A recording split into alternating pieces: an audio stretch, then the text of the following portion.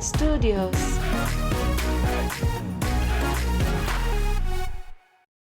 आज के हमारे मेहमान एक culinary लेजेंड हैं, जिन्होंने तकरीबन 5 डेकेड लंबा सफर इस इंडस्ट्री में तय किया। इन्होंने इस सफर की शुरुआत एक ऐसे समय में की जब शेफ और सेलिब्रिटी दोनों ही शब्द एक साथ सुनना तकरीबन इम्पॉसिबल था और शेफ को कुक या बावर्ची के नाम से पहचाना जाता था। और उस समय में ये महज 26 साल की उम्र में ताज के यंगेस्ट एग्जीक्यूटिव शेफ बने और इस सफर में इन्हें कई उपलब्धियों से नवाजा गया। तो आइए करते हैं चाय भरी चर्चा अपने शुद्ध देसी मेहमान शेफ सतीश अरोड़ा के साथ। शेफ जी नमस्कार। Chef Satish Arora, we are very happy. Chef my guru, my guide, my Dronacharya, as I call you always in my memory. I am very happy to have you. ये शुद्ध देसी चाय जो हमारा पॉडकास्ट है, ये एक्चुअली बड़ा इनफॉर्मल सा चैट है विद ऑल शेफ्स। हम सब बड़े बड़े शेफ्स को इस प्लेटफॉर्म में लाते हैं ताकि उनकी बातें सुन के यंगस्टर्स थोड़े इंस्पायर हों और सब लोग जो हैं आपकी जर्नी सुने। शेफ, तो शेफ मेरा पहला प्रश्न ये है कि शेफ, जब मैंने होटल मैनेजमेंट खड़गपुर में, जहाँ मेरा जन्म हुआ था, वहाँ जब डिसाइड किया तो बहुत लोग क्वेश्चन करते थे मेरे पिताजी को कि अरे क्या करने ये बेटा चले गया, बावर्ची बनने चले गया। तो आप तो हमसे भी बहुत पहले गए थे शेफ। तो कभी ऐसा प्रश्न उठा था आपके परिवार को भी कि सतीश अरोड़ा शेफ जी क्या करने चले गए? अरे! बहुत-बहुत तकलीफ़ हो रही थी भाई। यस, जब मैंने जॉइन किया था केटरिंग कॉलेज, इट वाज़ 1963 और 63, वाह! 63 ये दिल्ली में तभी सेकंड ईयर ही था ये कॉलेज का, नया-नया कॉलेज खुला था और मेरे फ़ादर जो थे वो आर्मी वाले थे। He was a civilian officer in A army defence ministry. और वो ओके। तो बहुत ही स्ट्रिक्ट थे और जब वो पढ़ाई-वढ़ाई के बारे में तो बहुत ही ज़्यादा स्ट्रिक्ट थे। और जब मैं स्कूल में था तो मेरी कुछ पढ़ाई में इतना इंटरेस्ट रहता नहीं था। तो खाने में ज़्यादा इंटरेस्ट रहता था क्योंकि मदर भी अच्छा खाना बना लेती थी घर में और आर्मी की बैकग्राउंड होने की वजह से ट्रैवलिंग वगैरह होती थी तो ज़रा अच्छे आर्मी मेसेस वगैरह में जो खाना बनाते हैं ना, वो लोग बहुत अच्छा जी। खाना बनाते थे। तो we I was really interested in eating. तो जब मैंने ये को कर लिया अपनी एजुकेशन स्कूल की फिनिश करी, तो फ़ादर जैसा कि वो टाइम में हर फ़ादर चाहते थे कि उनका बच्चा इंजीनियर बन जाए या डॉक्टर बन जाए या कुछ वकील बन जाए, बट हम में ये सब क्वालिटी मेरे को दिख नहीं रही थी। मैंने और लकीली मेरी तकदीर के हिसाब से एक मेरा दोस्त केटरिंग कॉलेज का प्रोस्पेक्टस लेके आया और मुझे बोला, "सर, ये देख यार, ये कॉलेज खुला है, तुझे तो मज़ा आ जाएगा अगर तू जॉइन कर लेगा। तो खाने को भी मिलेगा और सीखने को भी मिलेगा और तू सीखेगा खाना बनाना, तो उससे हमें भी फ़ायदा हो जाएगा।" तो मैंने वो देखा प्रोस्पेक्टस, कुकरी, बेकरी ये वो, but it was really difficult for me to tell my father because he was not in a mood to budge and to go to any other profession except whatever three professions I have mentioned you. तो मैंने किसी तरह से उनको किसी के through कहला के कि ये केटरिंग कॉलेज नया है, ये नया लाइन खुली है और उन्होंने कहा नहीं ये तो बावर्ची बनते हैं इससे, ये तो शादियों में जाके खाना बनाया करेगा, हमें ये नहीं चाहिए, मैं आर्मी ऑफिसर हूँ और लोग क्या बोलेंगे कि ओम प्रकाश का लड़का बावर्ची बन गया और शादी का कॉन्ट्रैक्ट देना है तो उसको दे दो। तो मैंने उनको किसी तरह से समझाया-बुझाया and then I went for the interview in the college. Interview में मैं सेलेक्ट हुआ and then I was asked to fill the fees और मैंने जाके एडमिशन ले ली, much against my father's wish. एक आध हफ्ता 10-15 दिन घर में मेरे से उन्होंने बोलचाल भी नहीं करी कि ये मेरी विश के अगेंस्ट चला गया है और ये इसका कोर्स ये बावर्ची बनेगा और होटल लाइन में क्या हमारी लोग क्या हमें बोलेंगे वगैरह-वगैरह। 63 was quite a backward year eight that time for sort of a profession. But ऐसा हुआ हरपाल जी के केटरिंग कॉलेज जब शुरू हुआ तो I started going there, and जब पढ़ाई शुरू हुई तो it really made me more aggressive sort of a boy, जो कि मेरा पढ़ाई में इतना मन नहीं लगता था। मैंने ये जब मेरी पढ़ाई शुरू हुई, so I was taking more interest, और जब मेरा फर्स्ट सेमेस्टर हुआ, I got first class in confectionery and bakery, in cookery. वाह! तो फादर, और पहले मैं जब रिपोर्ट कार्ड आया करती थी स्कूल की, तो छुप के और यहाँ बहुत ही डर के फादर को बोलता था साइन करने को, क्योंकि नंबर इतने अच्छे नहीं आते थे। बट इसमें तो छाती चौड़ी करके फादर के आगे गए, रिपोर्ट कार्ड दिखाई उनको। Father got, "Arey, is this your report card?" I said, "Daddy, what do you mean?" तो फिर बाद में my journey started in the catering college, and to cut short, I was first class student, and I got really excellent marks in my, especially in cookery, bakery, and it made my position actually. I got first class, and which made me and my parents also proud. Wow! Fantastic chef, I can relate this with my journey. सब मैं बिल्कुल relate कर सकता हूँ, क्योंकि मैं भी एक छोटे से टाउन से था सर, खड़गपुर। मतलब वहाँ आईआईटी के अलावा लोग सोचते ही नहीं थे। और पिताजी को जब अपन ने बोला कि बावर्ची बनने जा रहे हैं, मतलब शेफ बनने जा रहे हैं, शेफ तो था ही नहीं। खैर बड़े भाई साहब ने कहा था कि होटल मैनेजमेंट ज्वाइन कर लो, शायद स्कोप अच्छा है। और मतलब मैं भी 84 की बात कर रहा हूँ शेफ, तो फिर भी अ, आप तो मतलब उस जमाने में जब होटल इंडस्ट्री मतलब शुरू भी नहीं हुई थी वाली कहानी थी। 84 में तो फिर भी 84 में तो फिर भी होश आ गई थी जी, लोगों जी, में। जी, जी, बिल्कुल, बिल्कुल। क्योंकि मेरे केस में क्या होता था, I belong to a Punjabi family, जी, तो जो पंजाबी औरतें थी ना, ओल्ड टाइप लेडी, वो ज़्यादा भड़काती थी जी। कि एनू तो कोई कुड़ी भी नहीं देगा ब्याह होते वक़्त। हुँ।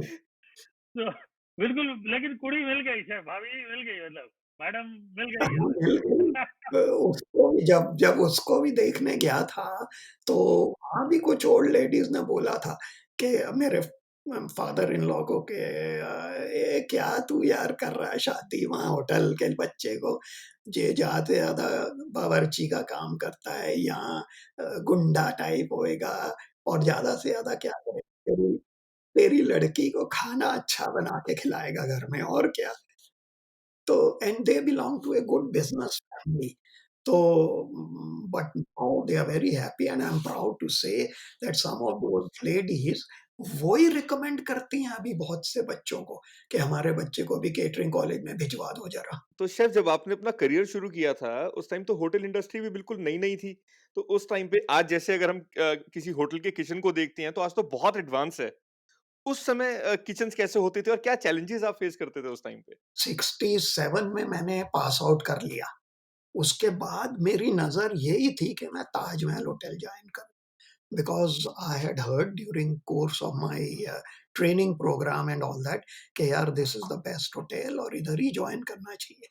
तो मैं जॉइन करके when I went there, first day of my induction program, I went around in the kitchen with the executive chef at that time was Mr. Mascarenas. He was quite old, and he had put on already over 50 years of service at that time. तो उसने मुझे kitchen दिखाया, तो I got scared.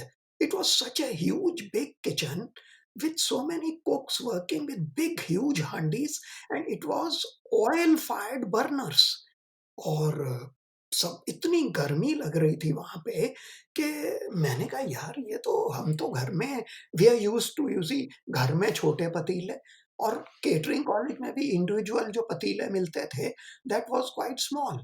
But during my training programme, जो industrial training होती थी, उसमें मैंने किचन देखे थे।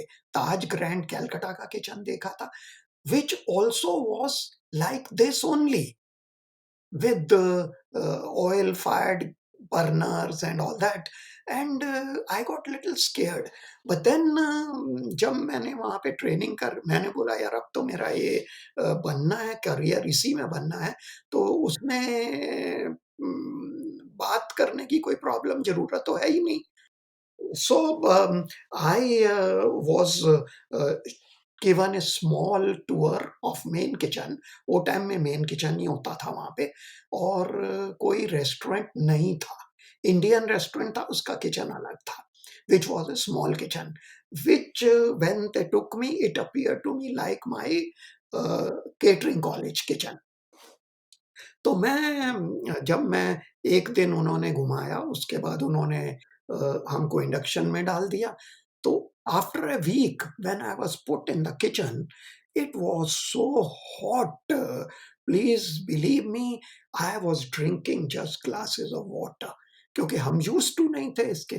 और जो कुक लोग थे, वो भी ओल्ड पुराने, सब रैंक से आए हुए थे। कोई भी ऐसा कोर्स किया हुआ कुक नहीं था। And I was the first trainee from catering college to go there in the kitchen, because earlier वो टाइम में I presume ज़्यादातर लोग either front of the house prefer करते थे और ऑपरेशन प्रेफर करते थे। सो व्हेन किचन में खड़ा कर दिया गया मुझे, तो वो इतनी गर्मी लगे, और जो ऑयल की वो फ्लेम निकलती थी ना, और जो रेंजेस थे, पूरी बॉडी गरम हो जाती थी हरपाल जी।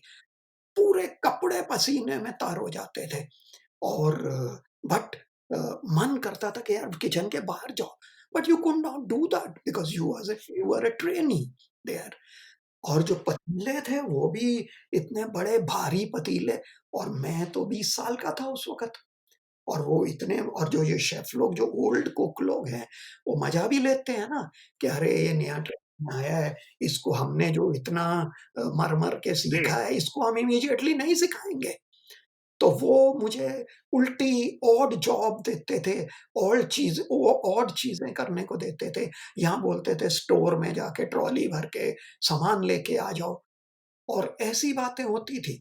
But yes, it was a very old type of a kitchen with oil fired burners, and वो भी हमको एक लोहे के सरिये से उसको ज़्यादा हीट चाहिए, तो अभी तो टेम्परेचर कंट्रोल करते हैं।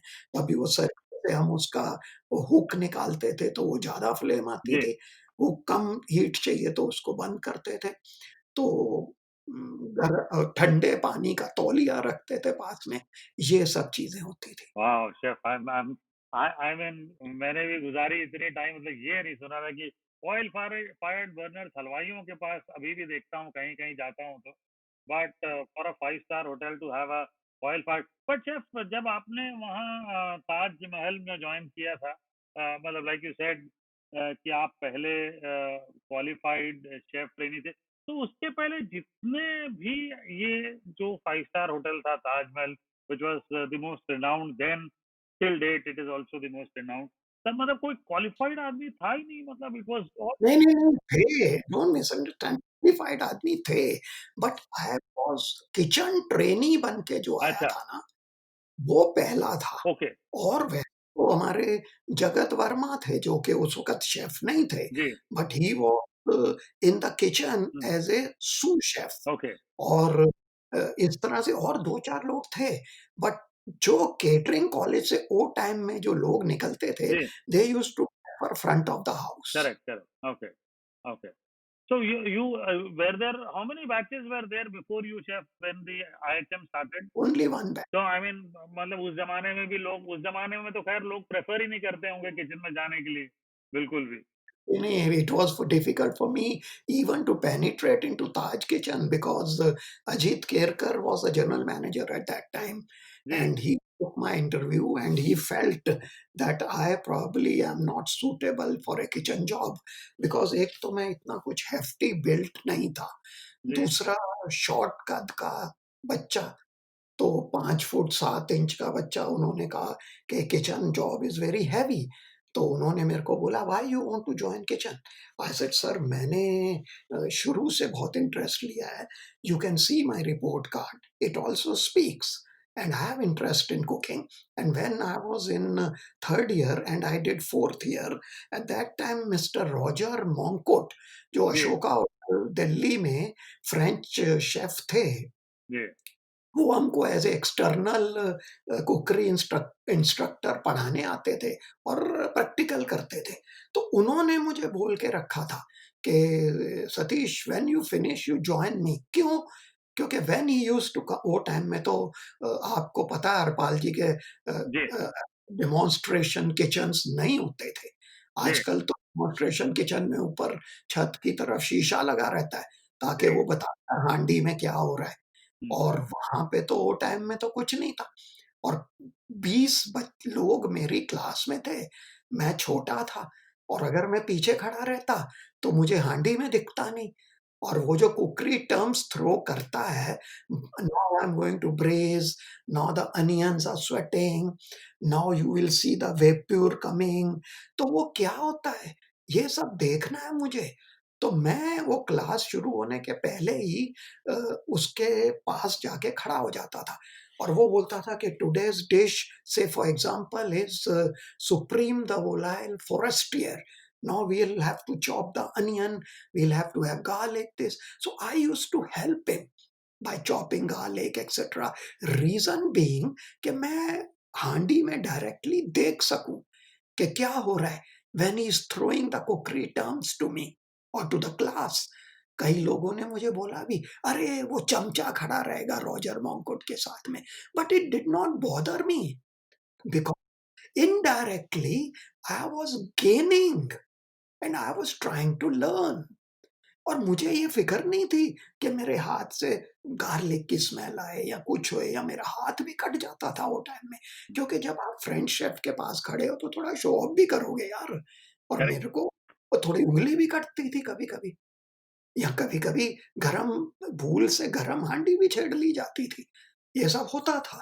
बट उस रॉजर मोंकट के साथ खड़े रह के मैंने पैन में डायरेक्टली देखा the reaction of heat to raw ingredients और उससे मुझे बहुत बेनिफिट हुआ और ये बात मैंने अजीत केरकर को बताई and then he and I had done fourth year also which was a specialisation.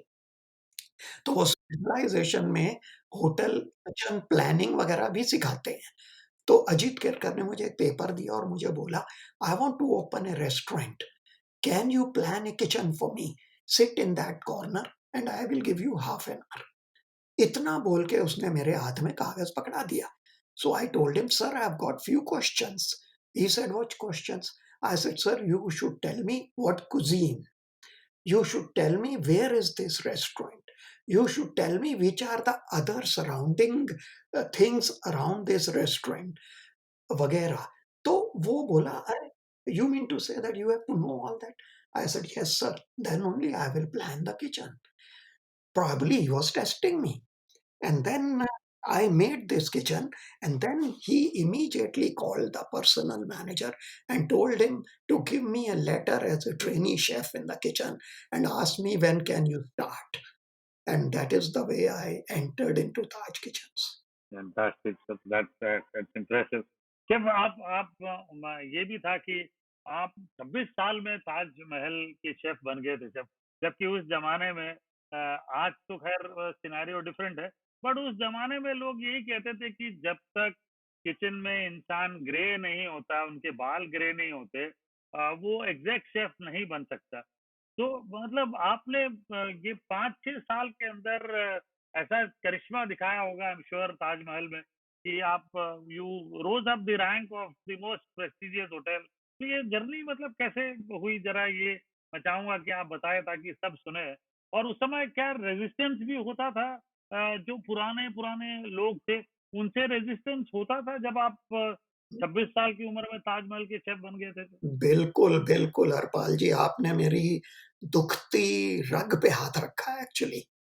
A, yes, it was difficult और पर क्या है कि अगर किसी ने मन में ठान लिया कि यार मुझे तो शेफ़ बनना है और वो भी मुझे 5 स्टार होटल का शेफ़ बनना है और मेरे दिमाग में ये शुरू से था कि मैं ताजमहल होटल ही जॉइन करूँगा और इसके लिए मैंने बहुत कुछ स्टडी करी और बहुत प्रैक्टिकल क्लासेस में मेहनत करी और उसके रिज़ल्ट से जब मैंने ताज जॉइन किया, तो मैं हरपाल जी भगवान को बहुत मानता हूँ।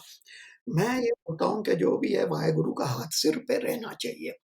तो मैं भगवान को बोलता था कि हे भगवान आपने मुझे ये मौका दिया कि 5 स्टार होटल मेरी मर्ज़ी का मिला। अब मुझे इतनी शक्ति और ताकत देना कि मैं यहीं का एग्ज़ीक्यूटिव शेफ़ बनूँ और मैंने दिन-रात मेहनत करनी शुरू कर दी। जो मुझे ड्यूटी अलॉट की गई, मैं वो ड्यूटी फ़ॉलो नहीं करता था। मतलब कहने का अगर मुझे शाम को 5 बजे तक की ड्यूटी दी थी, तो मैं रात को 12 बजे तक रहता था। अगर मुझे उन्होंने एक डिपार्टमेंट में खड़ा किया हुआ था कि आज तू अंतर्मैतीय में उस शेफ़ के साथ ट्रेनिंग लेगा, तो अंतर्मैतीय का काम खत्म होने के बाद मैं सौसियर में भी चला जाता था देखने के लिए। और एक मेरे को आदत थी हरपाल जी, मैं अपनी जेब में एक छोटी-सी डायरी हमेशा रखता था, जो कि मैं अभी भी रखता हूँ। क्यों? क्यों अभी वो टाइम में तो कंप्यूटर नहीं थे। अभी के बच्चे सोचते हैं उनका दिमाग कंप्यूटर का दिमाग है या जो भी वो देखेंगे, सोचेंगे, लिखेंगे, वो बाद में लिख लेंगे। आदमी भूल जाता है, बट मेरे को ये आदत अपने फ़ादर से मिली हुई थी और मैंने जेब में छोटी-सी डायरी रखी थी और मैं हमेशा लिखते रहता था। ये कि जो मैं देख लेता था, एक कोने में जाके लिख लिया और रात को घर जाके सोने के पहले प्लीज़ बिलीव मी हरपाल जी मैं इस वक़्त आई वोंट इवन से 1% lie here. Whatever I am talking is truth and that truth is full of passion. Wow. और मैं रात को 2-2 बजे तक घर में वो डायरी में लिखता था कि आज मैंने क्या देखा, किस बात पे मुझे डाँट पड़ी, इस और मशरूम क्या होती है, ऑयस्टर मशरूम क्या होती है, ब्रोकोली कैसे दिखती है, क्यों? क्योंकि ये सब चीज़ें हमने कॉलेज में नहीं देखी थी, हालाँकि Correct. पढ़ी थी, बट वो टाइम में 63 से लेके 64, 5, 6, 7 तक कॉलेज का बजट बहुत टाइट होता था। जब हमको फ्रेंच कुकरी सिखाते थे और हमको बोलते थे अब हम वाइन डालेंगे इसमें, तो वो खाली वाइन की बोतल हिलाते थे ऊपर और हमको इमेजिन करना पड़ता था कि वाइन पतीले के अंदर गई है और वो टीचर बोलता था कि वाइन के भाप से वेपर बनते हैं, उसकी खुशबू कैसे आती है वो मुझे ताजमहल होटल में जाके पता लगा हरपाल जी। जी, और उसके बाद जब मैं अपना तन-मन लगाना शुरू कर दिया, तो जो वहाँ पे उस वक़्त कुक लोग काम करते थे, वो सब रैंक्स से थे। वो कोई मेरे रिलेटिव थोड़ी थे कि जो 20-20, 25-25 साल की सर्विस वाले इमीडिएटली मुझे सिखा देते, जो कि मैं नया-नया आया था। ख़ैर अ, 67 11 सितंबर को मैंने जॉइन किया। उसके 6 महीने बाद अजीत केरकर ने मुझे बुलाया और मुझे बोला, "Satish, I see a potential in you to become a chef. I will send you to Germany for 1 year for training so that your skills are sharpened." अरे साहब, वो टाइम में मिडल क्लास फैमिली वाले आदमी के लिए फ़ॉरेन जाना was a lottery. मैंने अ अ, जी-जान लगाई और जुलाई 68 में मुझे अजीत केरकर ने जर्मनी भेज दिया, जहाँ से मैं डुसेल्डॉर्फ गया पहले 6 महीने पार्क होटल में और वहाँ पे मैंने बहुत ही काम किया जो कि जर्मन लोग परेशान हो गए कि ये आदमी घर क्यों नहीं जाता?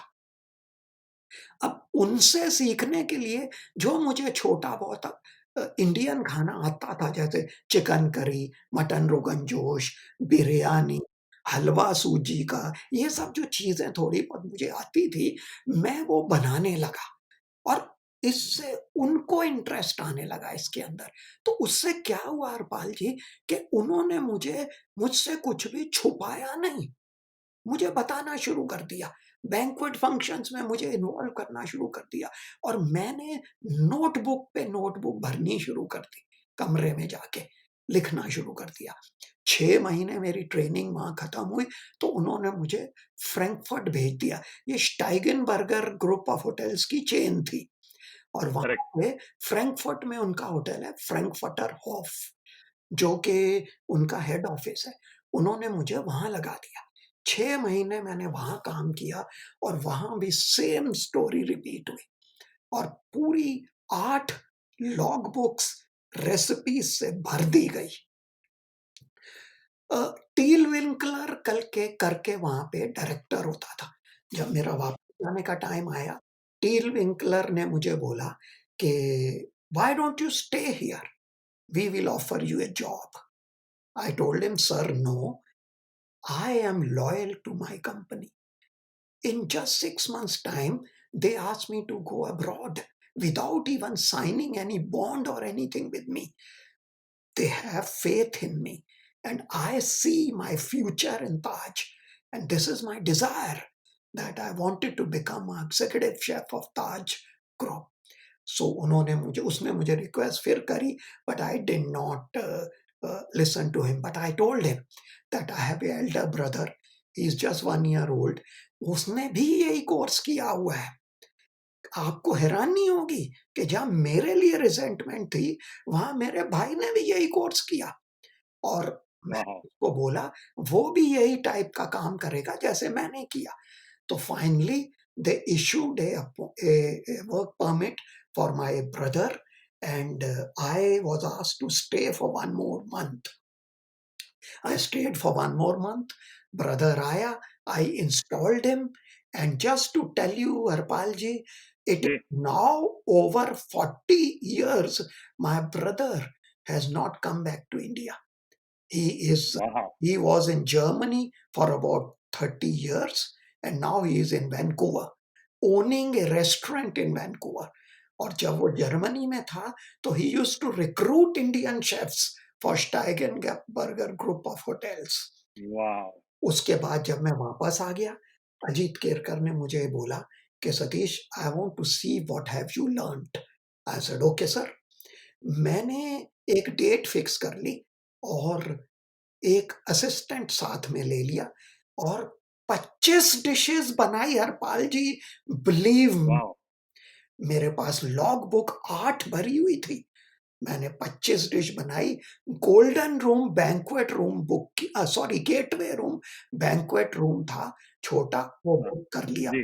और वहां पे एक बुफे टेबल लगा दी अजीत केरकर ने एक चिट्ठी सब एग्जीक्यूटिव्स को भेज दी थी कि सतीश अरोड़ा जिसकी हमने ट्रायल कराई है वो खाना बनाने वाला आप लोग सब आइए मैं अजीत केरकर के ऑफिस में उसे बुलाने गया वो मेरे साथ चले किचन की तरफ चलने लगे मैंने बोला no sir we have to go this way why this way I have come to see your trial I said sir yes I have put my food in Gateway Room he said why Gateway Room I said, sir, because I have made 25 items. 25 items? Are you joking? Are you mad?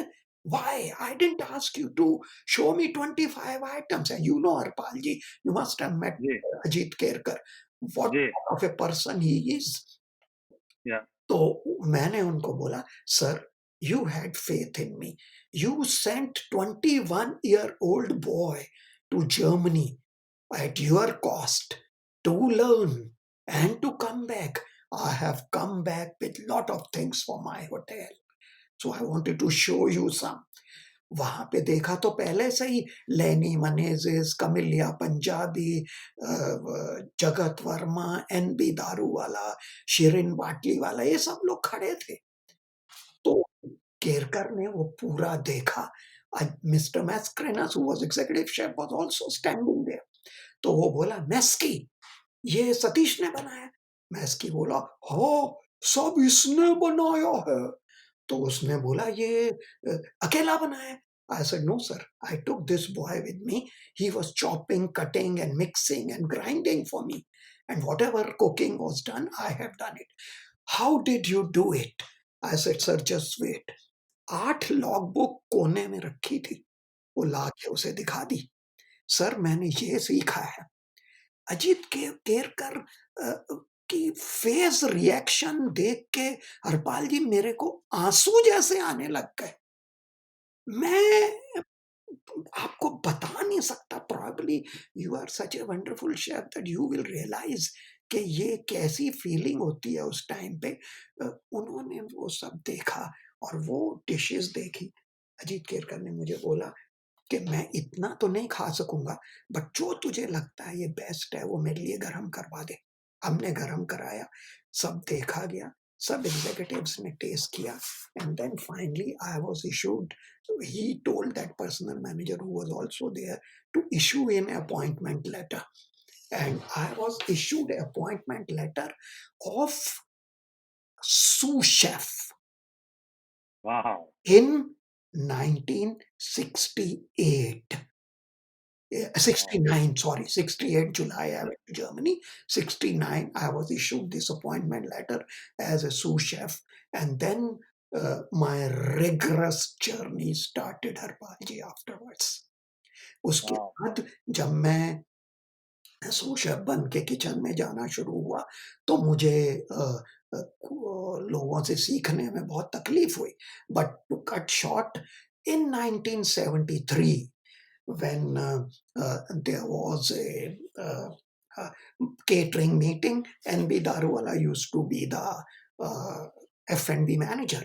So catering meeting mein he said, today we are going to inform promotions. And he said that Mr. Mascarenas will be our food and beverage director. So he will not be in the kitchen. Mr. Jagat Verma will be food and beverage manager. तो एक हमारे साथ भौमिक करके भी join किया गया था। वो होता, he was looking after restaurant, and जब शमियाना खुला था, तो he was taking care of Shamiana restaurant. तो भौमिक was little impatient. उसने बोला, सर आपने मैस्क्रेनस को किचन से निकाल दिया, वर्मा को निकाल दिया, तो अब एग्जीक्यूटिव शेफ कौन होएगा? तो एनपी दारूवाला बोला, Bhowmik, why are you impatient? I will tell you, yes, this kitchen cannot work without an executive chef. But if you are impatient, executive chef is sitting with you. मेरे को हरपाल जी समझ नहीं आया कि इसने क्या कह दिया। बिलीव मी, मुझे नहीं समझ आया इसने क्या कह दिया। लोग मेरे मुंह को देखने लगे। Yes, Satish Arora is our next executive chef. मैं रो पड़ा जैसे बच्चा रोता है, हरपाल जी। Wow. मेरे को यकीन नहीं हो रहा था कि मैं आज भगवान ने मेरी वो तमन्ना पूरी कर दी जो मेरे मन में थी कि मैं एग्जीक्यूटिव शेफ बनूं ताजमहल होटल का। बट उसके बाद जो हुआ, मेरी नींदें गायब हो गई, हरपाल जी। किचन के जो ओल्ड लोग थे वो ज्यादातर सब वन थे या जो क्रिश्चियन थे, उन्होंने मुझे सताना शुरू कर दिया because they were not ready to take instructions from a chef who was just 28-29 years old. तो उन्होंने मुझे सताना शुरू कर दिया। अब मैं कैसे पेनिट्रेट करूं उसके अंदर, तो मैं कोशिश करूं अपनी तरफ से हर बार, बट उन्होंने मुझे एक्सेप्ट नहीं किया, बल्कि वो गोअन गालियां देनी शुरू हो गए मेरे को। मैं एक अपने दोस्त के पास गया, मैंने कहा, यार जितनी तुझे गोअन गालियां आती हैं जरा मुझे सिखा दे। उसने सिखा, मेरी आदत थी, मैंने वो डायरी में लिख ली। वो जब मुझे गाली दे, मैं घर जाऊँ, पढ़ूँ, उसने मुझे ये कहा। बट मैं सोचता रहा कि क्या करूँ? 15वें दिन मैंने, जब मैं नहा रहा था सुबह, मैंने सोचा कि यार अजीत केरकर ने तो अपना काम कर दिया। उसने तो मुझे एग्जीक्यूटिव शेफ बना दिया। अब ये मेरे ऊपर है कि अगर मैं परफॉर्म नहीं करूँगा, तो ये 3 महीने का जो प्रोबेशन पीरियड है, वो खत्म हो जाएगा और मुझे फिर सूस शेफ बना दिया जाएगा। तो मुझे कुछ करना चाहिए। मेरे अंदर का पंजाबी जाग गया, हरपाल जी। मैं गया उस दिन काम पे। मैंने जो एक सबसे डिफ़िकल्ट, बहुत ज़्यादा रूड टाइप का कुक था, उसका नाम था सान कोज़्मा। मैं कोज़्मा और एक उसके साथ काम करता था, सांतान। तो मैं कोज़मा और सांतान के पास गया और मैंने बोला उसको कि आज बुफे मेनू में मैंने फिलेट ऑफ पॉम्फ्रेट बोनफार्म डाला है और ये इस तरह से बनेगा। उसने मुझे गालियाँ दी और मुझे बोला कि तू हमको कल का बच्चा सिखाता है, हम इतने साल से बोनफार्म बनाता है। This was the mentality and this was the way correct. They used to speak. हमको तुम सिखाने को आया? Everybody laughed. आई सेड नहीं संतान साहब, ऐसा नहीं है। हमने इस तरह से सीखा है और आज से पॉम्फ्रेट बोनफार्म ऐसा ही बनेगा। उसने फिर मना किया। मैंने उसको हाथ पकड़ के जोर की पीछे खींच लिया। उस वक़्त पता नहीं कहाँ से हिम्मत भी आ गई मेरे में। जोर से उसको खींचा और एक जो उसके डिपार्टमेंट में एक आदमी खड़ा था, उसको बोला, "मैं पॉम्फ्रेट बोनफार्म बनाऊँगा, तू मेरे साथ खड़ा रह के मुझे मदद करेगा।" और वो संतान उधर दूर खड़ा रह के बुड़-बुड़, बुड़-बुड़ करता रहा। मैंने पॉम्फ्रेट बोनफार्म बना ली। बुफे सर्व हुआ 12 बजे। Harpal ji without mincing words there was no complaint. खाना चला, एक्स्ट्रा डिशेज़ भी गई और 3 बजे मैं वहाँ से हटा। मैं वहाँ से नहीं हटा था। 3 बजे हट के अपने ऑफ़िस में आया। अगले दिन का मेनू था बनाया उसी फिश सेक्शन में मैंने कैप्रिस और वहाँ जाके वो सुबह ये संतान आता था सुबह 9 बजे, मैं 7 बजे उसके डिपार्टमेंट में खड़ा हो गया और वो असिस्टेंट को भी बुला लिया। 9 बजे जब संतान आया तो उसने देखा कैप्रिस का सब मीज़ एन प्लेस रेडी है। वो आके खड़ा हुआ तो मैंने वो करके much against my wish Harpal ji उसको बाहर खड़ा कर दिया। वो खड़ा रह के देखता रहा, बुड़-बुड़ करता रहा। कैप्रिस बना, गया 12 से 3 हुआ, कोई प्रॉब्लम नहीं हुई। अगले दिन मैं सुबह 7 बजे अपने ऑफिस में बैठ के कुछ लिख रहा था। Santan walks in. He knocks at my office door, tells me, "Can I come in?" And he entered. आके मुझे बोलता है हाथ जोड़ के, "शेफ साहब, मुझे माफ़ करना, मुझसे गलती हो गई।" आई गॉट अप, उसके गले में हाथ डाला, उसको कुर्सी पे बिठाया। मैंने बोला, "सांतान, मैं तुझसे सिर्फ 2 क्वेश्चन पूछूँगा। क्या ये होटल मेरे बाप का है?" उसने कहा, "नहीं, ये कैसा हो सकता है?" मैंने बोला, "ठीक है, क्या ये होटल तेरे बाप का है?" हु, "नहीं।" "तो फिर जो मैं कहता हूँ वो तू करता क्यों नहीं है? क्या प्रॉब्लम है तुझे? मुझे एग्ज़ीक्यूटिव शेफ़ किसने बनाया? तूने?" "नहीं, अजीत केरकर ने बनाया और अगर कोई कंप्लेंट होएगी तो मुझे कौन पकड़ेगा? अजीत केरकर, तू नहीं पकड़ेगा। तो अगर मैं तुझे बोलता हूँ कि तू इस तरह से बना, तो तुझे बनाना पड़ेगा वाओ! और अगर नहीं बनाएगा, तो तू ये किचन छोड़ के चला जा।"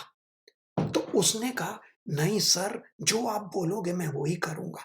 मैंने सर उसके गले में हाथ डाला और किचन में लेके गया और जब वहाँ पे सब और लोग जो मुझे हँसते थे गाली देके, देखा कि ये क्या हो गया? मैंने वहाँ एक छोटा-सा लेक्चर दे दिया। मैंने सबको बोला, "इस किचन में हम लोग सब वर्कर हैं। मैं एग्ज़ीक्यूटिव शेफ़ नहीं हूँ। आई am a worker with you.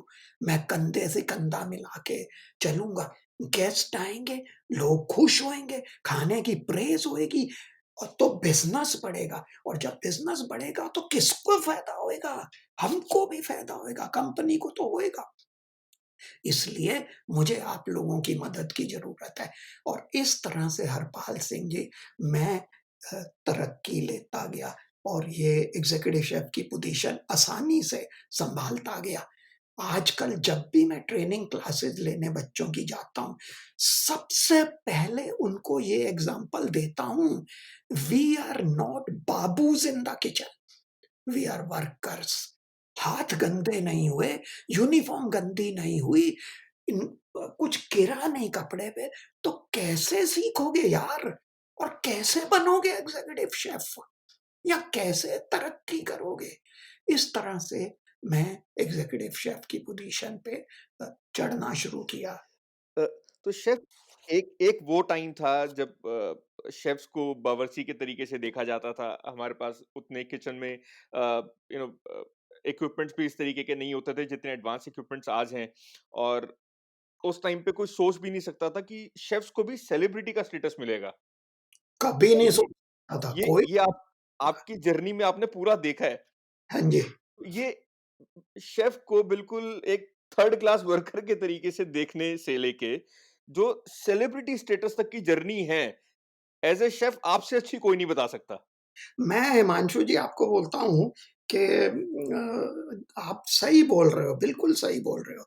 हम एग्ज़ीक्यूटिव शेफ़ थे, हम पार्टियों में भी जाके जब खड़े होते थे, तो वहाँ पे भी लोग हमको कुक बोल के बोलते थे। अरे! कुक है क्योंकि वो किचन कैप और किचन यूनिफ़ॉर्म और ये सब जो हमारी प्राइड है, वो लगा के जब आप खड़े होते हैं उसके अंदर, आज उसकी वैल्यू है।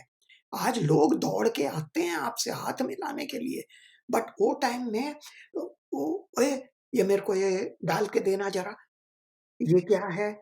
ये कैसे बना?" ऐसे मतलब बहुत रूडली या बहुत इतनी इज़्ज़तदार तरीके से बात नहीं करते थे लोग। बट मेरे हिसाब से जो मैंने देखा है and I am very proudly telling you this कि जो हम सबको शेफ के लिए इज्जत मिली, जो हम सबको जो आज शेफ की पोजीशन को लोग सलाम करते हैं या सेलिब्रिटी माने जाते हैं, उसके पीछे संजीव कपूर का मेरे हिसाब से बहुत बड़ा हाथ है। क्यों? क्योंकि जब उन्होंने खाना खज़ाना शुरू किया, जो कि पहले मेरे पास आया था और जब मेरे को बोला गया था, तो अजीत केरकर ने मुझे मना कर दिया था। तो I think Sanjeev Kapoor took that programme and he was intelligent and he became very, very popular with that programme और वो he became a household name. उसकी वजह से क्या हुआ कि लोगों ने सफ़ेद वर्दी की इज़्ज़त करनी शुरू कर दी और मैंने अपने करियर में भी देखा हिमांशु एंड हरपाल जी, ये जी। चेंज आना शुरू हो गया। मेरी खुद की इमीडिएट फैमिलीज़ में भी मैंने देखा कि जो पहले लोगों के मन में था कि यार ये बावर्ची है या ये कुक है या ये सिर्फ़ खाना ही बना सकता है और कुछ नहीं कर सकता, एडमिनिस्ट्रेशन वग़ैरह ज़्यादा नहीं जानता होएगा, वो सब धीरे चेंज होना शुरू हो गया। और 80s में तो काफ़ी चेंज हो चुका था। उसके बाद तो 80 एंड तक तो शेफ़ रिकॉग्नाइज़ भी होने शुरू हो गए थे। फिर उसके बाद कुछ क ऑर्गनाइज़ेशंस ने अवार्ड शुरू किए। मेरे को मालूम है कि रोटरी क्लब ऑफ बॉम्बे ने if I am not mistaken in 1984 में शायद मुझे बेस्ट शेफ इन बॉम्बे का अवार्ड दिया था, जो कि महेंद्र सांघी साहब थे, उन्होंने दिया। एक्चुअली डे ईयर मेरे को थोड़ा कन्फ्यूज़ हो रहा है, but I was given the best chef in Bombay और उससे मैंने अपनी लाइफ़ में फर्स्ट टाइम 300 लोगों के सामने स्पीच दी। जो कि मेरे को ना कोई घबराहट हुई, ना कोई झिझक हुई और उसके बाद चलता गया और फिर people started calling us. Catering college में इंटरव्यू के लिए बुलाना शुरू कर दिया कि आप हमारे बच्चों के इंटरव्यू लो या आप एक्सटर्नल एग्जामिनर हैं हमारे या होटल की तरफ से हम लोगों ने जाना शुरू कर दिया और जब हम वहाँ कॉलेज में जाते थे तो बच्चे देखते थे छुप छुप के ओए शेफ अरोरा आया, ओए शेफ वीरेंद्र दत्ता आया ओबराय का, ऐसे या अरविंद सारस्वत आया। इस तरह से लोग छुप के देखते थे। तो हम भी अ, देखा करते थे और दिल में खुश होते थे। अरे! हमारी भी इज़्ज़त शुरू हो गई और मन में अ, संजीव कपूर को सलाम भी कर दिया करते थे कि शायद उसी की वजह से ये सब है। अदरवाइज़ हम लोग को कैसे कौन पहचानता? जो 5 स्टार में होटल में आते थे, वही जानते थे शेफ़ कौन है, एग्ज़ीक्यूटिव शेफ़ कौन है, वगैरह। और इस तरह से people started respecting and today you all know, Harpal ji तो खुद अपने आप इतने बड़े सेलिब्रिटी शेफ हैं, और इनको तो लोग अब हरपाल के नाम से कम जानते हैं, नमक शमक के नाम से ज़्यादा जानते हैं। अरे शेफ, हम आपके बच्चे हैं और आपके बच्चे रहेंगे। But Himanshu, Harpal ji I tell you this. फिर भी सुनिए। एक बात बोलूँगा कि जी। शायद मैं I was written a lot in magazines, almost वो टाइम में कोई ऐसा दिन नहीं आता था जब मैं मैगज़ीन्स में नहीं रहता था। बट वो टाइम में ये अ, टीवी प्रोग्राम और ये सब कुछ नहीं थे, और ना ही ये कंप्यूटर वग़ैरह भी थे। तो इसलिए हम लोग थोड़ा-सा पीछे रह गए। जो मेरे से शायद क्लेवर शेफ़ हैं, उन्होंने बाजी मार ली अभी, और मैं ये सब चीज़ों में पीछे रह गया। But still I have no grudges. Today I feel very happy. जिस भी होटल में मैं जाता हूँ, आई एम रिकॉग्नाइज्ड, लोग मेरी इज़्ज़त करते हैं, लोग बोलते हैं शेफ़ अरोरा आया, और मेरे काम की इज़्ज़त करते हैं। और अगर मैं विदाउट एक्सेजरेशन बोलूँ, हरपाल जी, कम से कम 7 से 8,000 शेफ़ मेरे आगे से निकल चुके होंगे, आई एम जिनमें श्योर शेफ। किसी न किसी तरह से मैंने कुछ न कुछ कॉन्ट्रिब्यूशन शायद किया है। Himanshu, I must tell you this. Listen to this, Himanshu. Hmm, You hmm, know, मतलब मैंने जीवन में until I started working and developing menus for Singapore Airlines, until then I had not worked alongside Chef Aurora. ठीक है, but I will tell you this. In the year 1986, when I was getting married, and before that, Chef Aurora was always my idol. Okay, मैं उनको हमेशा मेरा रिश्ता हमेशा द्रोणाचार्य और एकलव्य का मेरी रहा है कि मेरी जब भी। छाती बहुत चौड़ी हो गई हरपाल जी अभी। अरे बिल्कुल होना चाहिए शेफ, मैं बता रहा हूँ। और मैं तभी नागपुर में था, तुली इंटरनेशनल में, और मेरी भी उम्र कुछ कम ही थी जब मैंने वहाँ एग्जैक्ट शेफ ज्वाइन किया, कुछ 27 साल का ही था। वैसे ही था जैसे शेफ की स्टोरी थी कि पुराने पुराने शागिर्द लोग थे भाई, उनको हैंडल करना मुश्किल होता था। लेकिन while I was getting married, तो आई ऑलवेज ड्रीम्ड कि मैं शेफ अरोरा को मेरा वेडिंग कार्ड भेजूंगा, और मैंने भेजा। और शेफ ने बड़े शिद्दत से रिप्लाई भी किया, और वो रिप्लाई आज तक मेरे पास थैंक यू, है थैंक यू। कि thank you for remembering chef, and wow. I am very pleased and blessed that although you don't know me, but you have invited me to your marriage and all loads of blessings. And I tell you, I am yet to come across such a humble chef across the country.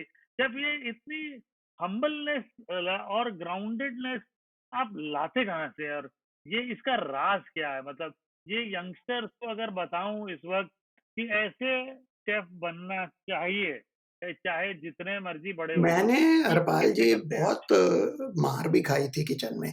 जब वो मस्क्रिनस था, या जब मैं Ashoka hotel के kitchen में भी जाता था, तो शेफ़ लोग अपने आप को बहुत, वो टाइम में ये मिथ होती थी कि शेफ़ जो है उसके नज़दीक मत जाओ यार, बहुत गरम हो जाता है। ये एक मिथ होती थी, और शेफ़ लोग उसका एडवांटेज भी लेते थे। अब जैसे मस्क्रिनस था, वो अपने घुटने से जी। मारा करता था हमको, अगर हमने कुछ गलती कर दी। यहाँ जो अशोका होटल में शेफ़ थे, जो ओल्ड टाइमर्स थे, वो करछी फेंक दिया करते थे। यहाँ ऐसी-ऐसी चीज़ें किया करते जी। थे।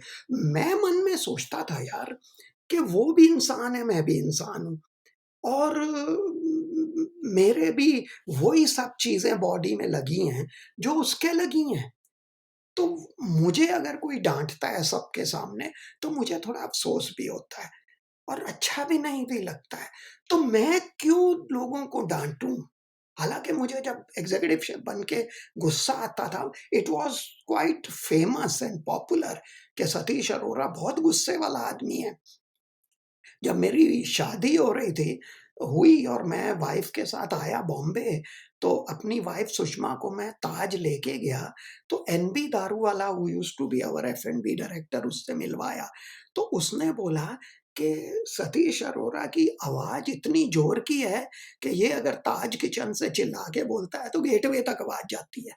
तो माय भोली-भाली wife got scared. Yes, I was short tempered, but मैंने अपने याददाश्त में किसी भी, चाहे वो छोटा बच्चा है, उसको या किचन में जो आया है, उसको कभी भी सबके सामने डाँटा नहीं है। मैं ये चाहता था कि हर एक की इज़्ज़त मेंटेन हो। इसलिए मैं और ये गुस्सा दिखा के, हम्बलनेस बन के मुझे आई मीन हम्बलनेस नहीं दिखा के मुझे ग्रेट नहीं बनना है हरपाल जी। मुझे ये नहीं चाहिए कि लोग मुझसे डरें। मुझे ये चाहिए कि लोग मेरी इज़्ज़त करें। मेरे मन में ये ठूस दिया गया था कि respect is not demanded, it is commanded. वो मेरे मन में था। हालाँकि मैं झूठ नहीं बोलता, कसम से बोलता हूँ, एक बार ज़ोर की चिल्लाया था, तो एक ट्रेनी कुक ने he has wetted his pant also, this is a truth. बट ये मैं अ अ, पसंद नहीं करता हूँ। और मैं ये सोचता हूँ कि जब एक काम अगर हम्बलनेस से हो सकती है या बगैर अपना टेंट्रम थ्रो करके हो सकती है, तो क्यों नहीं? हालाँकि कई बार मुझे मार भी पड़ी है। लोग सोचते हैं कि ये तो पप्पू है, चूचा है या जो भी है। बट ठीक है, लोगों की सोच अपनी है। बट मेरा जब काम होता है और मैं अगर पेनिट्रेट लोगों में करता हूँ और अगर लोग मेरी रिस्पेक्ट करके, काम करके और अपने खाने की इज़्ज़त कर रहे हैं और अपने प्रोफ़ेशन को वहाँ तक पहुँचा रहे हैं, जहाँ तक पहुँचाना है, तो सर मेरे हिसाब से मैंने वो अचीव कर लिया जो मुझे चाहिए। और इसलिए हम्बलनेस मेरे हिसाब से मेरे अंदर अ, गूँथ दी गई है और वो तो मैं रहूँगा ही सर।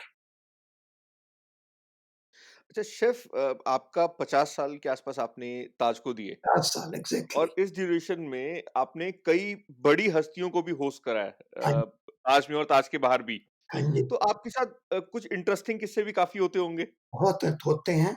मैं 2-3 किस्से एक्चुअली सुनाना चाहूँगा। तो एक सबसे पहले तो मुझे याद आता है 1983 में कॉमनवेल्थ हेड्स ऑफ गवर्नमेंट की रिट्रीट हुई थी। उनकी मीटिंग हुई थी दिल्ली में और रिट्रीट हुई थी गोवा में। और वो गोवा का जो सारा काम था वो ताज को दिया गया था और अजीत केरकर ने मुझे वो रिट्रीट का इंचार्ज बनाया था। और ये अ, 6 के 7 महीने पहले हमें इन्फॉर्मेशन दी गई थी और हमें बताया गया था। तो मैं इंचार्ज था रिट्रीट का और मुझे गोवा में पूरा खाने का इंचार्ज बना दिया गया था। हुँ, हुँ। तो उसमें तो बहुत चीज़ें थी। 48 हेड्स ऑफ गवर्नमेंट आएँगे, वो आपके होटल में 1.5 दिन रहेंगे, वो ब्रेकफ़ास्ट, लंच, डिनर करेंगे, ग्रैंड बैंक्वेट भी होगा, ये सब होगा। और वो टाइम में हमारी प्राइम मिनिस्टर थी इंदिरा गांधी और वो तो बहुत ही स्ट्रिक्ट थे।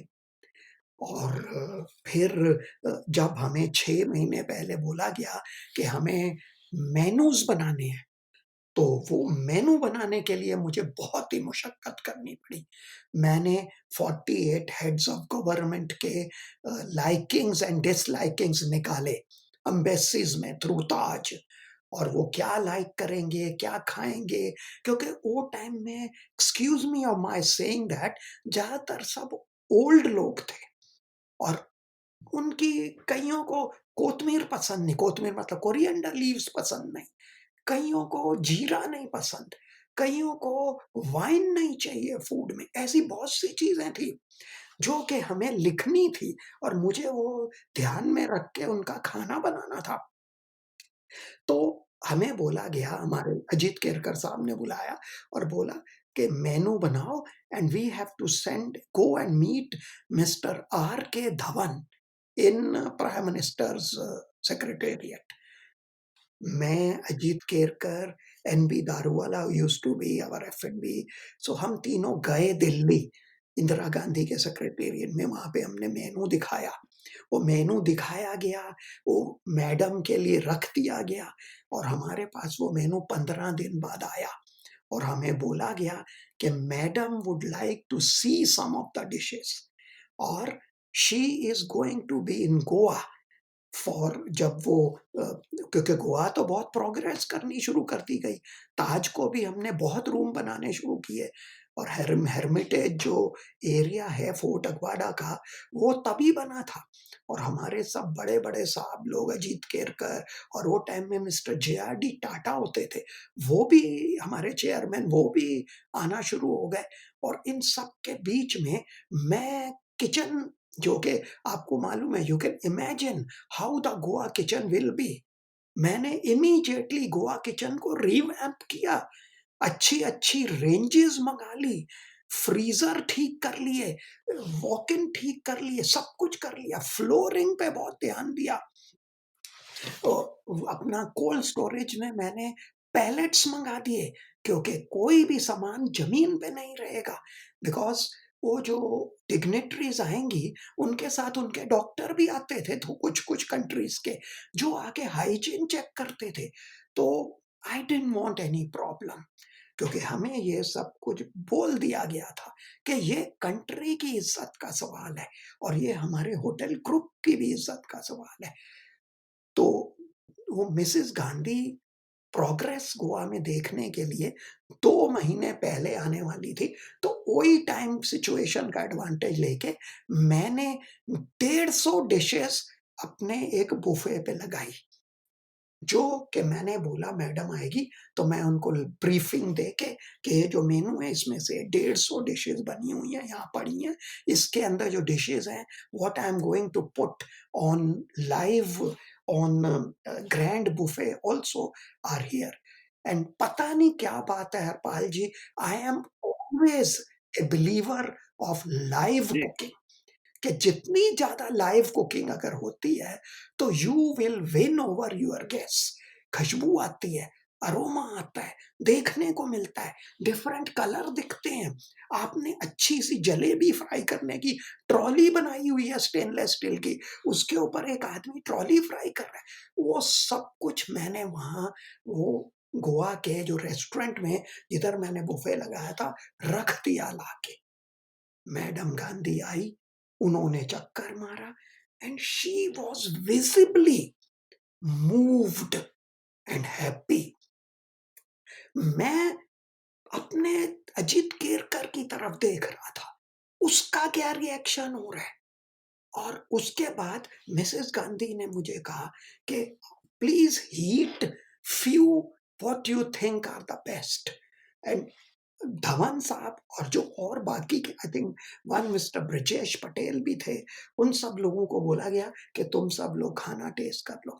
खाना लगा, to cut short the menu, she was very happy with the presentation, with the taste, with the quality. हमने तो जान लगाई थी हरपाल साहब, ये मेरे लिए बनने और बिगड़ने का टाइम था। मैंने उसके बाद जब मैडम चली गई, अजीत केरकर ने मुझे प्यार किया। सबने मुझे बोला, "well done, but the journey has started, it has not finished here." हमने फाइनल मेनू बना के प्राइम मिनिस्टर के ऑफिस में भेज दिया। एंड जब दिन आना शुरू हुआ, 1 महीना पहले, I stationed myself in Goa. Goa में रॉ मटेरियल मिलना बहुत मुश्किल होता था वो टाइम पे। एक लिस्ट बना के बॉम्बे जी, से जी। बहुत चीज़ें मँगा ली, और जो पेरिशेबल आइटम थे, उसकी लिस्ट बना ली, और अपने परचेज़ वालों को बोल दिया without delay I should get it. उसमें एक आइटम पपाया था, जो कि मैंने नोटिस किया कि 48 हेड्स में से कम 36 लोग खाते थे। तो और ब्रेकफ़ास्ट में पपाया तो खाएँगे लोग, और मेरे को बोला गया कि मिसेस गांधी को भी पपाया बहुत पसंद है। तो अ हमने ये सब कर लिया। 1 हफ्ता पहले 4 कंट्रीज़ के डॉक्टर आए। अब मैंने तो वहाँ सब अपने स्टाफ की ट्रेनिंग करी हुई थी, को पैलेट पे रखो खाना, ग्लव्स पहनो जहाँ ज़रूरत है, नॉन-वेज, वेज अलग करो, ये सब कुछ सिखा दिया गया था, जो कि आजकल अ, बच्चे-बच्चे को होटल इंडस्ट्री में पता है। वो टाइम में इतना नहीं होता था ये सब कुछ। तो हमने ये सब करा। उसके बाद मुझे याद है सिंगापुर कंट्री का जो प्राइम मिनिस्टर था, उसका जो डॉक्टर था, वो राउंड पे आया और मैं उसको प्राउडली राउंड लगा रहा था, तो कोल्ड स्टोरेज में गया तो एक हांडी फ्लोर पे पड़ी थी। मेरे को हरपाल जी ऐसा हुआ कि मैं जैसे बेहोश होने लगा। इतना मुझे डर लगा। मैंने इमीडिएटली वो हांडी उठाई और पैलेट के ऊपर रख दी। वो डॉक्टर ने नोट किया। उसने बोला, "this is very dangerous" and वो भी सिंगापुर जैसी जगह। उसने मुझे बोला, "I don't accept this. This will cause problem, bacteria will develop and I don't want this to happen और he take me to your general manager." अरे sir! इतनी धुलाई हुई हमारी। वो क्या होता है कि जब ऐसे टाइम में तुम लोग कोई ट्रेनीज़ भी लेते हो और तुम ब्लाइंडली एक्सपेक्ट करते हो कि तुम्हारा जो सूस शेफ है वो सबको समझा चुका होगा। एक ट्रेनी को नहीं समझाया गया था शायद। उसने जल्दबाजी में नीचे रख दिया। But this can cause lot of problem to me. तो हमने बहुत हाथ-पैर जोड़ के ये सब सॉल्व किया और मैंने अपने किचन में जहाँ से मैं ऑर्डर देने वाला था खड़ा रह के, एक बहुत बड़ा बोर्ड बनवाया और उस बोर्ड के ऊपर डिफरेंट कंट्रीज़ के नाम लिख दिए और उस कंट्री के प्राइम मिनिस्टर या प्रेज़िडेंट को जो नहीं पसंद है या जो पसंद है वो आइटम लिख दिए बोल्डली ताकि अंधा भी उसे देख ले। ये मेरी फीलिंग थी और जब हमने वो लगा दिया, तो जिस दिन वो लोग आए हमने तो अपनी पूरी ताकत लगा दी थी। हरपाल जी, जी, नए-नए स्नैक्स, नए-नए बेकरी से कुकीज़, फ्रूट बास्केट ऐसा लगाया, छोटे-छोटे fruit basket with different types of fruit which I got from Holland और डिफरेंट ऐसे रूम को जो हमने सजा दिया दुल्हन की तरह से इंडिविजुअल जो प्राइम मिनिस्टर या प्रेसिडेंट है उसके नाम की छोटी सी चॉकलेट टाइप लॉन्ग पेस्ट्री वो सब लगा के हमने रूम में रख दिया और उसके बाद जब ब्रेकफास्ट शुरू हुआ next day it went so peacefully lunch, dinner, everything peacefully, and 75% of battle I had won because everybody was praising about it. मेरे को रातों की नींद गायब थी। भगवान की कसम हरपाल जी, मैं सोता नहीं था। मैं किचन में कुर्सी पे सराहना रख के बैठा रात भर। उस 2 रात जब तक ये लोग थे और जो मेरे असिस्टेंट शेफ थे, वो भी बैठे मेरे साथ। I am really thankful to those people today. एक उसमें से आज साइरस टोडी वाला भी है, जो कि बहुत ही बड़ा सेलिब्रिटी शेफ बना हुआ है इस वक़्त लंदन में। जी, उपल था और ऐसे कई शेफ थे। तो उसके बाद जब ये ग्रैंड बुफे लगाया गया, जिस दिन ग्रैंड बुफे था, वो हमने ओपन एयर में लगाया था। जैसे कि आपको मैंने बोला जी, that I am a believer of oyster microwave oven में सामने बेक होएगा हरपाल जी, जी। मैं नहीं चाहता कि किचन से बेक होके आए। लॉबस्टर थर्मिडोर वहीं पे ग्रिलर से उठ के सॉस डाल के सालामांडर में जाएगी। ग्रिल्ड चिकन वहीं बनेगा। किचन से बन के वहाँ नखरा किया जाएगा। कबाब वहीं बनेंगे।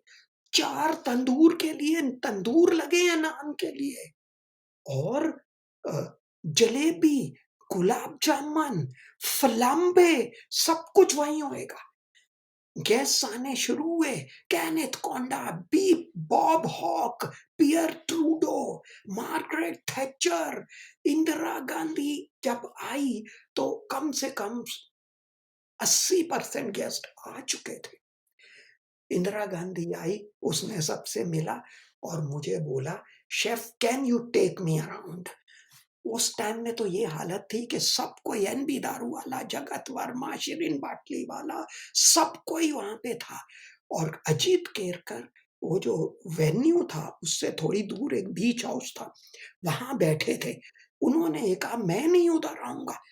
तुम लोग जब तक पार्टी खत्म नहीं होएगी, मुझे चैन नहीं आएगा, मैं यहीं बैठा रहूँगा। तो मैं इंदिरा गांधी को बुफे दिखाने लगा। पीछे सब लोग चल रहे थे, दारू वाला वगैरह। पियर ट्रूडो बोला, your excellency, excellent. Bob Hawke, excellent food, beautiful aroma. जब लोगों ने ये कहना शुरू किया, तो मेरी छाती चौड़ी होनी शुरू हो गई। मुझे खुशी होने लग गई, रोना का मन करना शुरू हो गया।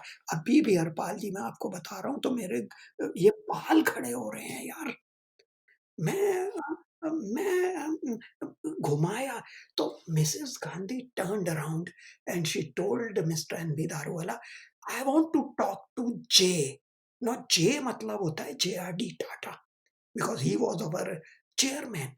अब जे को बात करने के लिए तो फ़ोन तक जाना पड़ेगा। वो टाइम में तो फ़ोन नहीं थे जी, ना जी, ऐसे। तो हम लोग चलते आगे, Indira Gandhi she used to walk very fast. तो हम पीछे, मैं उसके पीछे पीछे एनबीडी। तो अजीत केरकर ने भीचाव से देखा कि इंदिरा गांधी आ रही है, पीछे हम भाग रहे हैं, तो इन्होंने कुछ जरूर गड़बड़ करती लगती है। तो वो घबरा के खड़ा हो गया। जब वो खड़े हो गए तो इंदिरा गांधी वहां पहुंची, तो बोली, Ajit, I want to talk to J. तो अजीत केरकर को लगा कि कुछ कंप्लेंट है। I want to talk to J. JRD Tata को फोन लगाया गया और अजीत और हम सब खड़े हैं वहां। उसने बोला, J, your hotel team, specially your small boy chef Satish Arora and your everybody of your hotel has made my country and me proud today. मैं रोया, फूट फूट के रोया। अभी भी बता रहा हूं, मेरे को रोना आता है अब्बा जी। फूट फूट के रोया। और मिसेस गांधी ये बोल के मुड़ी और वो चली गई। ये सब चले गए। केरकर साहब ने मुझे गले लगाया। हम आए, इतना अच्छी पार्टी हुई हरपाल जी, जी, कि मुझे नींद नहीं आई रात में, क्योंकि अगले दिन सब लोग जा रहे थे। हेलीकॉप्टर से वो लोगों को एयरपोर्ट पहुँचाना था। क्यों? क्योंकि गोवा जो होटल ताज था फोर्ट अगवाड़ा, वो 50-60 मील दूर था। जी, तो वो हेलीकॉप्टर से लोग जाने शुरू हुए। तो लॉबी में मिसेस गांधी, मार्गरेट थैचर और हम सब होटल वाले साथ में खड़े थे। तो everybody was going and they were प्रेज़िंग everything and going, and Indira Gandhi was shaking hand with them and thanking them. जब सब चले गए, तो मैंने इंदिरा गांधी की तरफ देखा and she put her hand on my कंधे पे रखा और told me, you have made my country proud. हाँ, मैंने मिसेस मार्गरेट थैचर के लिए की तरफ देखा। मार्गरेट थैचर बोली, chef, can you remove your cap. वो टाइम में हम लोग कपड़े की टोपी पहनते थे। जी, ये पेपर तो अब आई हैं, जी, या डिस्पोजेबल कैप अब आई हैं। तो मिसेस मार्गरेट थैचर ने पेन मांगा और उसके ऊपर लिखा, Margaret Thatcher, excellent food, Goa, CHOGM, और वो डेट डाल के मेरे को पहना दी वो टोपी। मैं हरपाल जी क्या बताऊं, वो टोपी आज भी मेरे लिए एक रिवॉर्ड जैसे पड़ी हुई है। वाओ! ये एक इंसिडेंस है जो मैं कभी भूलता नहीं हूँ। वाह! वाओ! अगर आपके पास टाइम है तो मैं दूसरा इंसिडेंट भी प्लीज़ सर बता बताइए, सकता हूँ, हम तो मतलब प्लीज शेफ प्लीज। बहुत जो इंटरेस्टिंग है। कि 1990 में अ, प्रेज़िडेंट आर वेंकट रामन हुआ करते थे। वो लंदन ट्रिप पे आ रहे थे और उन्होंने कहा कि वो एंटायर रॉयल्टी को एक बैंक्वेट देना चाहते हैं and who's who of parliament. तो अजीत केरकर ने मेरी ड्यूटी लगा दी that I will go to London, Saint James hotel जो हमारा है, वहाँ पे ये फंक्शन होएगा। तो मैं पहले से ही चक्कर लगाने शुरू कर दिए। हमने मेनू बनाया। अब ऐसे बैंक्वेट्स में तो सिट डाउन ही बनेगा ना सर। जी, ऐसे बैंक्वेट में तो हम बुफे नहीं लगाएँगे, क्वीन थोड़ी उठेगी और जाएगी। तो हमको 20 दिन पहले, 3 वीक्स पहले मैं लंदन चला गया। हमें बकिंघम पैलेस ले जाया गया, मेरे को और 2-4 मेरे साथियों को और हमारे जो सर्विस करने वाले जो चीफ थे उनको। हमको बोला गया कि ऐसा दस्तूर है, ऐसा रिवाज है कि लंदन में ऐसे बैंक्वेट्स के बाद queen is presented to the chef. तो और chef is presented to the queen, ऐसे उल्टा नहीं बोलता। तो और हमको सिखाया गया कि how do you address to queen, don't call her madam और मैम और योर हाइनेस और योर एक्सीलेंसी। कैसे हाथ ऐसे पकड़ के मिला नहीं लेना, 2 उँगलियाँ पकड़ के you have to bow down, ये सब हमको सिखाया गया।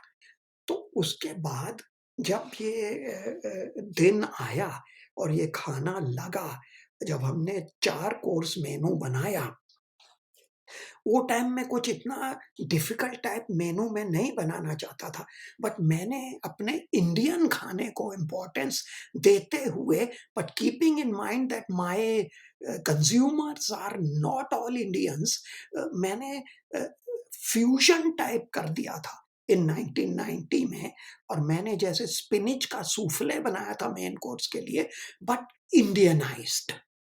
मैंने जो स्टार्टर बनाए थे, उसके अंदर मैंने जो स्मोक सामन का रोज़ेट बनाया था, उसके अंदर जो मैंने पनीर डाला था, वो पनीर के मैंने अचारी पनीर बना के उसको मैश करके, पाइप करके वो फूल टाइप बनाया था। और मैंने एस्पैरेगस के पकौड़े रखे थे छोटे-छोटे। मैंने चिकन टिक्का को चिकन केसरी टिक्का, चिकन मलाई टिक्का और लाल रंग के तीनों चिकन का सैंडविच बनाया था हरपाल जी। Wow. और उसके स्लाइस काटे थे, तो वो 3 कलर्ड पिनव्हिल टाइप निकला। वो लगाया और साथ में सॉसेज-वॉसेज लगा के और एक्सीलेंट टाइप की करम्बॉय से भी 2 हाथ आगे सैलेड बनाई, जो कि क्रंची भी लगे। उसके अंदर जो क्रूटन डाल दिया, उसमें इंडियनाइज़्ड फ्लेवर डाल दिया, थोड़ा-सा चाट मसाला लगा दिया। ये सब करके जब मैंने फर्स्ट कोर्स भेजा, तालियाँ बज गई हरपाल जी। Wow. सेकंड कोर्स ल wild mushroom and lobster dosa. Wow. मैंने छोटे डोसे बनाए, वाइल्ड मशरूम और लॉबस्टर के मसाले में, बट उसमें आलू नहीं डाले, बट उसमें करी पत्ता, राई ये सब तो डाला, गार्लिक भी डाला, सब कुछ डाला, but I thickened it with little nice creamy cheesy white sauce. और वो सब करके मैंने वो डोसे में भर दिया। अब उसके साथ मुझे सांभर सर्व करनी है सर। मैंने सांभर की सॉस बनाई, उसको एकदम स्मूथ कर लिया और उसमें थोड़ा-सा कॉर्नफ्लोर मिला के उसको थिक पोरिंग टाइप सॉस बना ली, ताकि मैं उसकी कोई डिज़ाइन बना के डोसे के साथ दे सकूँ। और जो मैंने चटनी बनाई, टोमेटो एंड कोकोनट चटनी, वो पाइपिंग बैग में दोनों चटनियाँ मिक्स करके रोज़ेट बनाया उसका। और वो प्लेट के अंदर डोसा, चटनी और ये सांभर की सॉस डाल के भेजा। मैं आपको बोल नहीं सकता the way queen was enjoying. और जो वेंकट रामन साहब थे, वो वेजिटेरियन थे। उनके लिए मैंने बटन मशरूम, पोटैटो टाइप का और पनीर करके नॉ डोसा बनाया, but also with white sauce and all that. Prince Charles saw this happening to Venkatraman eat when he was eating. He said, "What are you eating?" He said, "I am vegetarian, and this is a dosa with cottage cheese and potato. Oh, would you like to try?" ना state banquet में usually ऐसा नहीं नहीं होता है, होता, correct. But जब बोला गया तो प्रिंस चार्ल्स ने कह दिया, हाँ मुझे करना है। अंदर से दौड़ता हुआ सर्विस चीफ आया, मैं तो बाहर खड़ा था। Chef chef we want one more paneer dosa. भागे हम लोग, गिरते पड़ते, को किचन से बैंक्वेट थोड़ा दूर होता है ना। दौड़े किचन में जाके, वो दो उस टाइम में मोबाइल नहीं था कि मैं अपने शेफ को बोलूं बना दे यार। तो उसके बाद dosa quickly, it took me about not less may be 5 minutes और लेस, क्योंकि सब कुछ हमारे पास था। पर डोसा बनाने में तो थोड़ा टाइम लगेगा ना, तवा ठंडा हो गया था। वो सब करके फिर दिया गया। उसके बाद main course, I had taken a breast of chicken which had marinated in cream, milk, Chandan, saffron, अनार का जूस, ये सब में 1 full day I had marinated the chicken breast. उसके बाद मैंने उसके अंदर स्टफिंग की थी। Stuffing was minced chicken with cooked with onion, garlic, etc. herbs, Indian herbs, and it was stuffed into the chicken, which was rolled into silver foil and cooked in oven, जिससे कि वो भाप जो बनी ना, उसमें मेरे चिकन ब्रेस्ट को गद्दा बना दिया, ऐसे स्पॉन्जी बना दिया। और उसके बाद मैंने पाते दा फोएगरा वाली इंडियनाइज्ड सॉस बनाई, और वो पाते दा फोएगरा को एकदम मैश करके मैंने कोरमा सॉस में मिक्स किया, और वो इसके साथ सर्व की गई। और इसके साथ था spinach souffle, roundels of potatoes टोफुनवास, बट इंडियन वे। कैसे? राउंडल काटे, उसको स्टीम किया, स्टीम करने के बाद ट्रे में लगाया बटर के ऊपर, उसके बाद उसके ऊपर ग्रेटेड चेडार चीज़ डाला, उसके बाद उसके ऊपर थोड़ा बटर वगैरह और सौंफ और जायफल, ये सॉरी स्टार एनिस का मसाला बना के छिड़का, और उसको बेक करके 4-4 राउंडल हर चिकन के साथ लगाए। उसके साथ yellow cherry tomato, red cherry tomato लगा दिया, और एक अच्छा-सा एडिबल फ्लावर। ये सब चीज़ चली गई टेबल पे, खा लिया गया। डेज़र्ट हिमालय पर्वत से नाम दे दिया गया उस वक़्त। उसको बेक्ड अलास्का बनाया गया, उसमें गुलाब जामुन और कुल्फ़ी डाल दी गई स्पॉन्ज के साथ, और जब दरवाजा खुला तो फ्लैम्बेड बेक्ड अलास्का इंडिविजुअल टेबल पे पहुंच गया। और जब बैंक्वेट खत्म हुआ, लाइन लगा के हम हॉल के आगे खड़े हो गए, तो दरवाजा खुला, मिसेस क्वीन जो निकले बाहर, क्वीन से हमको जो सिखाया गया था, 2 फिंगर पकड़ के मैंने बाउ डाउन किया। क्वीन ने बोला, excellent evening, thank you for making our evening today. Queen चली गई, ड्यूक ऑफ एडिनबरो पीछे आए। Chef, are you from South India? No sir, I am from North India. Dosa was perfect and excellent. Margaret Thatcher, excellent. Prince Charles, superb. I tried your vegetarian dosa also. Excellent. I will keep this in mind, he said. Lady Diana, मेरे को तो इतना अफसोस हुआ देख के, because such a wonderful beautiful lady. उसके बाद फिर सब एमपीज वगैरह सब निकले, हमारे प्रेसिडेंट साहब ने मुझे बहुत बधाई दी। ये क्वीन का बैंक्वेट जो मैंने किया, that, and Sam Bada used to be our general manager at that time. वो अगले दिन हम सबको उसने, मुझे नहीं पता किसने कितनी शैंपेन पी होगी यार, इतना एंजॉयमेंट हम लोगों ने किया, that every newspaper in London covered, in India covered, our Ajit Kerkar called me from India and complimented me and praised me. Our St. James Hotel became popular in days, and एक ये मुझे नहीं भूलता कभी भी यार। Wow, fantastic, chef. Chef, I'm sure, chef, आप का पैशन इतना जबरदस्त है, शेफ। अभी भी आप मतलब जिस पैशन से बोल रहे हो, और मुझे पता है अभी भी आप लंदन में लगे हुए हो, शेफ इन अ बॉक्स, कुछ ना कुछ वहाँ करे जा रहे हो। मतलब you are actually an inspiration, chef, to many youngsters, I am sure. Chef, so what would you like to say to all the youngsters, आप youngsters को क्या बोलना चाहेंगे कि वो कौन सी ऐसी चीज जो है अपने मन में रखें, इसको गांठ बांध के रखें कि शेफ बनना है तो ये तो जरूरी है आपके लिए। हरपाल जी, ऐसा है कि मैं अपने यंगस्टर्स से यही बोलना चाहूँगा कि मुझे बहुत खुशी होती है कि आजकल मैं देखता हूँ कि बहुत बच्चे किचन जॉइन कर रहे हैं। कुछ हैं जो तफ़रीह के लिए करते हैं, कुछ हैं जो सिंसियरली करते हैं। तो मेरी ये एडवाइस उन सिंसियर शेफ्स बच्चों के लिए है, हू आर इन मेकिंग। उसमें आजकल मुझे बहुत खुशी है कि लड़कियाँ भी हैं।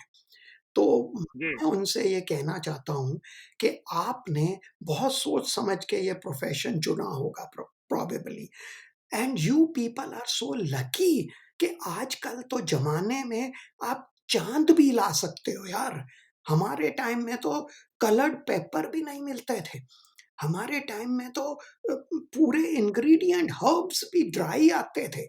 आजकल तो फ्रेश हर्ब्स हैं, और जब आपके पास इतनी चीज़ें अवेलेबल हैं, आपके पास ऐसा-ऐसा किचन इक्विपमेंट अवेलेबल है, जो कि आपकी डिशेज़ को खिला देता है, हँसा देता है। आपकी जब डिश निकलती है ओवन में से या स्टीमर में से या ब्रॉयलर में से, तो हँसती हुई निकलती है। और जब आपके डिफरेंट कलर्ड इंग्रीडिएंट्स उसके ऊपर पड़ते हैं, इतनी अच्छी गार्निशेस आपको मिलती हैं, तो you can win the world यार, प्रोवाइडेड यू हैव इंक्लिनेशन। और ये इंक्लिनेशन कोई आपके अंदर आके ड्रिल नहीं करेगा, ये आप ही को आनी है। सबसे पहले तो आप जब काम पे आओ, घड़ी और मोबाइल फ़ोन रख दो कहीं पे, देखो ही नहीं, और मन लगाओ। एक छोटी डायरी जो मैं आज तक जेब में रखता हूँ, रखो। हमारा माइंड कंप्यूटर माइंड नहीं है यार, भूल जाओगे। ऐसी-ऐसी चीज़ें देखने को मिलती हैं जो कि लॉग बुक बना देंगी तुम्हारी छोटी-सी डायरी को। आजकल तो गूगल करके कुछ भी निकाल लो यार।